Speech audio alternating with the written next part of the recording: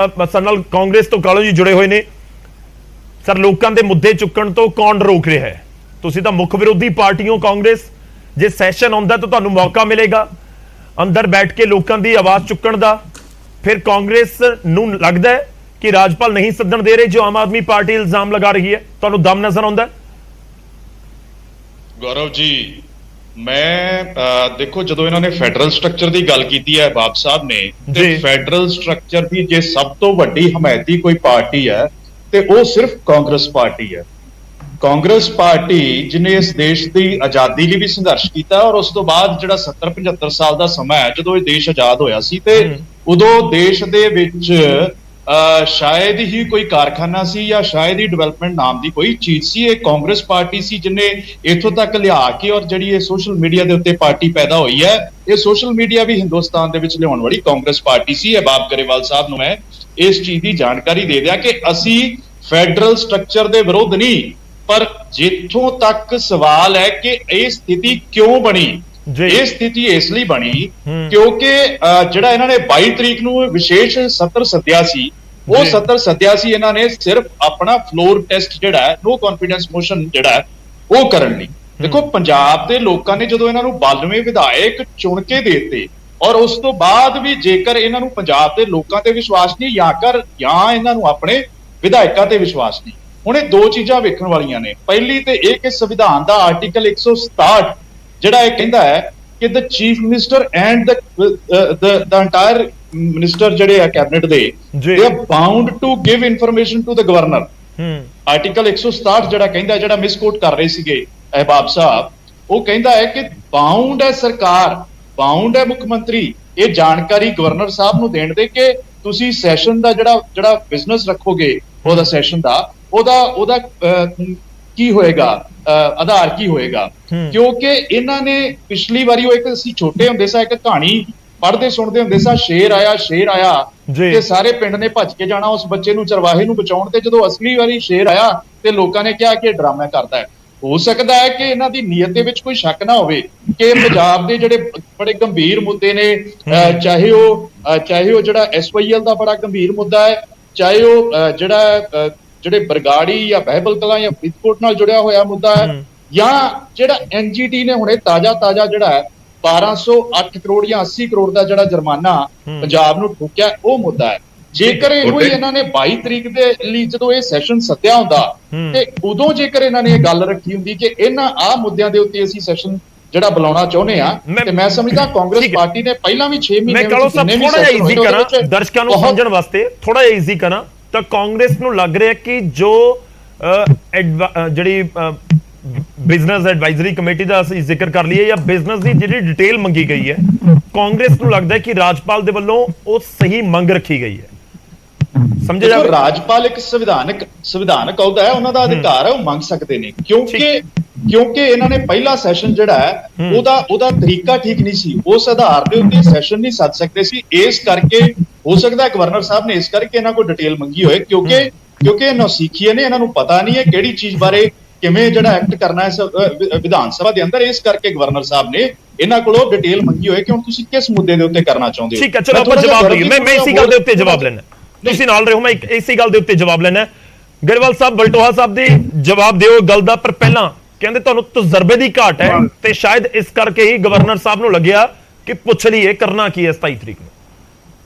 ਬਿਲਕੁਲ ਤਜਰਬੇ ਦੀ ਘਾਟ ਹੈ। 75 ਸਾਲ ਪਹਿਲਾਂ ਜਦੋਂ ਦੇਸ਼ ਆਜ਼ਾਦ ਹੋਇਆ ਸੀਗਾ, ਉਹ ਕਰਨੀ ਡਿਊਟੀ ਸੀ, ਕੋਈ ਗੱਲ ਨਹੀਂ। ਚਲੋ, ਕਾਂਗਰਸ ਪਾਰਟੀ ਨੇ ਬੜੇ ਮਹਾਨ ਕੰਮ ਕੀਤੇ ਨੇ, ਬਹੁਤ ਚੰਗੀ ਗੱਲ ਹੈ। 167 ਮੈਂ ਮਿਸਕੋਟ ਨਹੀਂ ਕੀਤਾ, ਮੈਂ ਕਿਹਾ ਵੀ ਦੱਸਣਾ ਜ਼ਰੂਰੀ ਹੈ, ਪਰਮਿਸ਼ਨ ਲੈਣੀ ਜ਼ਰੂਰੀ ਨਹੀਂ, ਪਹਿਲੀ ਗੱਲ। ਦੂਜੀ ਗੱਲ, ਕਾਂਗਰਸ ਸੰਘੀ ਢਾਂਚੇ ਦੀ ਬਹੁਤ ਜ਼ਿਆਦਾ ਹਮਾਇਤੀ ਰਹੀ ਹੈ। ਤੁਸੀਂ ਮੈਨੂੰ ਇੱਕ ਗੱਲ ਦੱਸੋ, ਥੋੜਾ ਜਿਹਾ ਇਤਿਹਾਸ ਪੜ੍ਹੋ, ਕਿਹੜੀ ਸਟੇਟ ਗਵਰਨਮੈਂਟ ਹੈ ਜਿਹੜੀ ਕਾਂਗਰਸ ਨੇ ਡਿਸਮਿਸ ਨਹੀਂ ਕੀਤੀ ਆਪਣੀ ਮਰਜ਼ੀ ਤੇ? ਪੰਜਾਬ ਦੀ ਘੱਟੋ ਘੱਟ 15 ਵਾਰੀ ਕਰਤੀ। ਵਲਟੋਆ ਸਾਹਿਬ ਕਹਿੰਦੇ ਟੰਕੀ ਹਾਲਾਤ ਕੀ ਗਰੇਵਾਲ ਸਾਹਿਬ, ਹਾਲਾਤ ਵੀ ਤੇ ਦੱਸੋ ਨਾ, ਹਾਲਾਤ ਵੀ ਤੇ ਦੱਸੋ ਨਾ ਪੰਜਾਬ ਦੇ ਉਸ ਸਮੇਂ। ਰੁਕੋ, ਕੱਲੀ ਪੰਜਾਬ ਦੀ ਨਹੀਂ ਜੀ, ਕੱਲੀ ਪੰਜਾਬ ਦੀ ਨਹੀਂ, ਸਾਰੇ ਦੇਸ਼ 'ਚ ਨਾਰਥ ਈਸਟ ਜਿੱਥੇ ਆਪੋਜੀਸ਼ਨ ਆਉਂਦੀ ਸੀ ਫਟਾਫਟ ਡਿਸਮਿਸ ਹੁੰਦੀਆਂ ਸੀ। ਹਿਸਟਰੀ ਪੜ੍ਹ ਲਓ ਕਾਲੋ ਸਾਹਿਬ। ਦੇਖੋ, ਨਾਰਥ ਈਸਟ ਵੀ ਜੇ ਚਲੇ ਜਾਓ ਤੇ ਨਾਰਥ ਈਸਟ ਦੇ ਵੀ ਹਾਲਾਤ ਕੁਝ ਪੰਜਾਬ ਵਰਗੇ ਹੀ ਸੀ, ਉਹ ਵੀ ਮਾਡਰਨ ਸਟੇਟ ਹੈ, ਉੱਥੇ ਜ਼ਿਆਦਾ ਓਕੇ ਉੱਥੇ ਵੀ ਅੱਗੇ ਸੀਗੇ।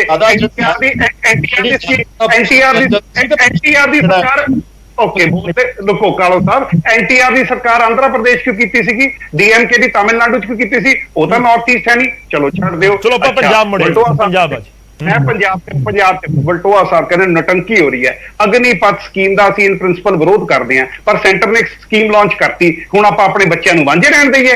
ਅਸੀਂ ਇਹ ਕਹਿ ਲਈਏ ਕਿ ਸਾਡੇ ਬੱਚਿਆਂ ਦੀ ਭਰਤੀ ਨਾ ਹੋਵੇ? ਆਪਾਂ ਕੱਲ ਉਹਨੂੰ ਪਲਟਾਉਣ ਦੇ ਲਈ ਅਸੀਂ ਪੂਰਾ ਵਾਹ ਲਾਵਾਂਗੇ, ਪਰ ਜਿੰਨਾ ਚਿਰ ਸਕੀਮ ਹੈ ਅਸੀਂ ਕਰਾਂਗੇ। ਨਟੰਕੀ ਪਤਾ ਕੀ ਸੀ ਗੱਲ ਪਤਾ ਕੀ ਹੈ ਗਰੇਵਾਲ ਸਾਹਿਬ, ਨਾ ਤੁਹਾਨੂੰ ਕਾਂਗਰਸ ਦਾ ਸਾਥ ਮਿਲ ਰਿਹਾ ਖੁੱਲ ਕੇ ਤੇ ਨਾ ਹੀ ਅਕਾਲੀ ਦਲ ਦਾ। ਬੀਜੇਪੀ ਦੇ ਖਿਲਾਫ ਤੁਸੀਂ ਹੈਗੇ ਹੀ ਹੋ ਨਾ, ਕਾਂਗਰਸ ਵੀ ਕਹਿ ਰਹੀ ਹੈ ਕਿ ਰਾਜਪਾਲ ਨੇ ਜੋ ਕੀਤਾ ਉਹ ਉਹਨਾਂ ਦਾ ਸੰਵਿਧਾਨਿਕ ਉਹਦਾ ਹੱਕ ਬਣਦਾ, ਅਕਾਲੀ ਦਲ ਵੀ ਇਸ ਪੁਆਇੰਟ ਦੇ ਉੱਤੇ ਖੜਾ ਹੈ। ਤਾਂ ਜੇਕਰ ਬਾਕੀ ਇਸ ਤਰੀਕੇ ਨਾਲ ਫੈਡਰਲ ਸਿਸਟਮ ਜਾਂ ਫਿਰ ਸੰਵਿਧਾਨ ਦੇ ਉੱਤੇ ਹਮਲਾ ਹੈ ਤਾਂ ਤੁਹਾਡੇ ਵਿਰੋਧੀਆਂ ਨੂੰ ਕਿਉਂ ਨਹੀਂ ਦਿਖ ਰਿਹਾ? ਕਿਉਂ ਤੁਹਾਡੇ ਨਾਲ ਉਹ ਨਹੀਂ? ਕਾਂਗਰਸ ਤਾਂ ਬੀਜੇਪੀ ਦੀ ਵੀ ਵਿਰੋਧੀ ਹੈ ਨਾ ਜੀ, ਲੋਕ ਇਹ ਜਾਣਨਾ ਚਾਹੁੰਦੇ ਨੇ। ਕਾਂਗਰਸ ਤਾਂ ਬੀਜੇਪੀ ਦੀ ਵੀ ਵਿਰੋਧੀ ਹੈ, ਉਹ ਤੁਹਾਡੀ ਵੀ ਵਿਰੋਧੀ ਹੈ।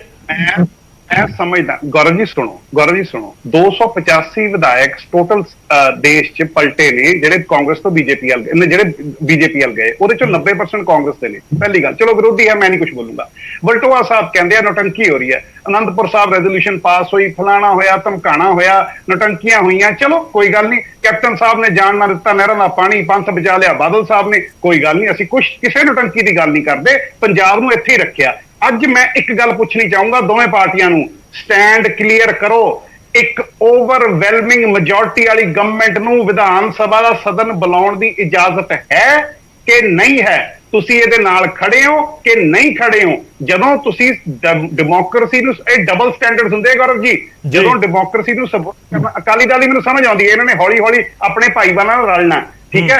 ਕਾਂਗਰਸ ਦੀ ਗੱਲ ਦੱਸਾਂ, ਕਾਂਗਰਸ ਦਾ ਅੰਤ ਹੋਣ ਦਾ ਕਾਰਨ ਹੀ ਹੈ, ਕਾਰਨ ਇਹ ਹੈ ਕਿ ਇਹ ਸੋਚਦੇ ਆ ਕਿ ਸਾਡਾ ਹੱਕ ਸੀ ਰਾਜ ਕਰਨਾ। ਇਹ 9 ਸਿੱਖੀਏ 2-2 ਟਕੇ ਦੇ ਲੋਕ ਕਿੱਥੋਂ ਆ ਗਏ?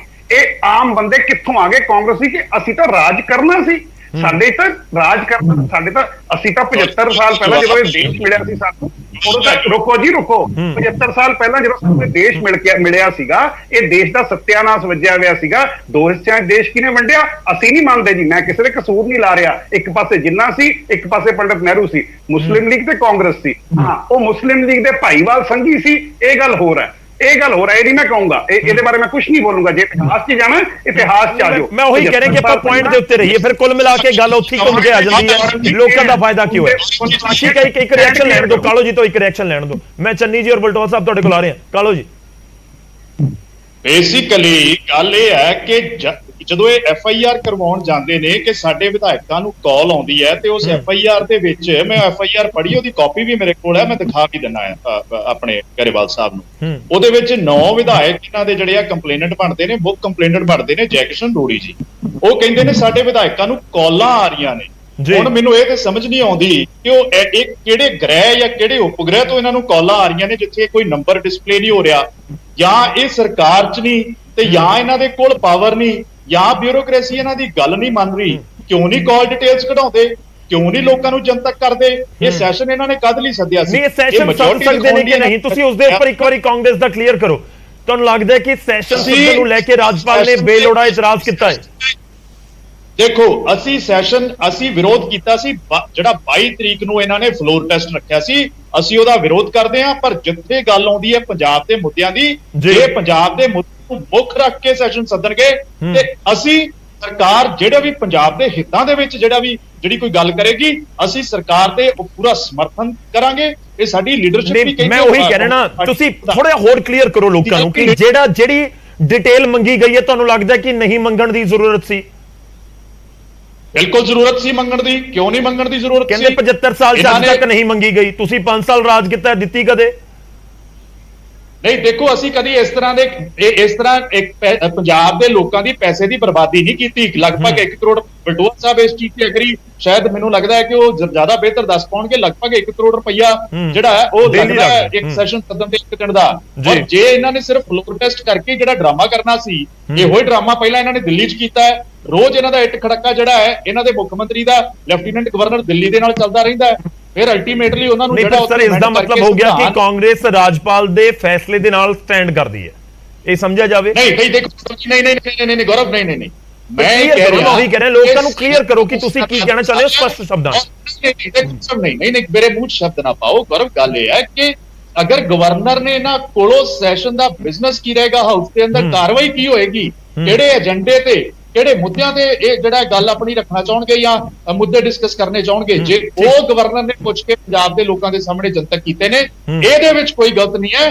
ਹਾਂ, ਜੇਕਰ ਗਵਰਨਰ ਇਹ ਜੇ ਸਹੀ ਪੰਜਾਬ ਦੇ ਹਿੱਤਾਂ ਨੂੰ ਲੈ ਕੇ ਜੇ ਕੋਈ ਗੱਲ ਰੱਖਣਾ ਚਾਹੁੰਦੇ ਸੀ ਔਰ ਫਿਰ ਗਵਰਨਰ ਜਿਹੜਾ ਹੈ ਉਸ ਗੱਲ ਨੂੰ ਡਿਨਾਈ ਕਰਦੇ, ਫਿਰ ਜਿਹੜਾ ਅਸੀਂ ਕਹਿੰਦੇ ਕਿ ਗਵਰਨਰ ਸਾਹਿਬ ਇਸ ਗੱਲ ਦੇ ਉੱਤੇ ਜਿਹੜਾ ਠੀਕ ਹੈ ਸਰ, ਮੈਂ ਕੋਸ਼ਿਸ਼ ਨਹੀਂ ਕਰਦਾ ਹੁੰਦਾ ਕਿ ਮੈਂ ਕਿਸੇ ਦੇ ਮੂੰਹ ਦੇ ਵਿੱਚ ਸ਼ਬਦ ਪਾਉਣ ਦੀ ਕੋਸ਼ਿਸ਼ ਕਰਾਂ, ਪਰ ਇੰਨਾ ਜ਼ਰੂਰ ਕੋਸ਼ਿਸ਼ ਰਹਿੰਦੀ ਹੈ ਕਿ ਜਿਹੜੇ ਦਰਸ਼ਕ ਜੁੜਦੇ ਨੇ ਨਿਊਜ਼ 18 ਪੰਜਾਬ ਦੇ ਨਾਲ, ਉਹਨਾਂ ਨੂੰ ਗੱਲ ਖੁੱਲ ਕੇ ਕਲੀਅਰ ਐਂਡ ਕੜਕ ਦੀ ਆਵਾਜ਼ ਦੇ ਵਿੱਚ ਸੁਣੇ ਕਿ ਆਖਿਰ ਕਾਂਗਰਸ ਕਹਿਣਾ ਕੀ ਚਾਹੁੰਦੀ ਹੈ।